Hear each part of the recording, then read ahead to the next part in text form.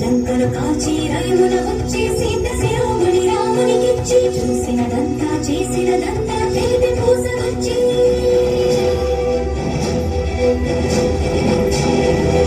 వాయువేగమున వానర సైన్యము పడలికి వారధి కట్టెరా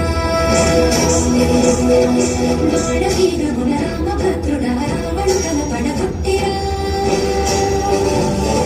ముదమున చేరిడి కొలసతు సీతని దూరమున నిలబెట్టెరా అంత బాధపడి సీత కోసమని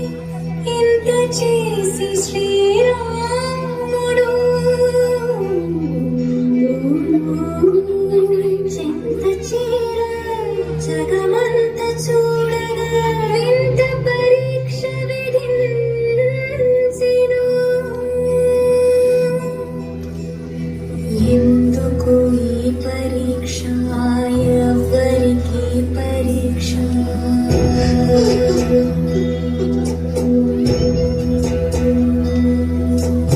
ఎందుకు ఈ పరీక్ష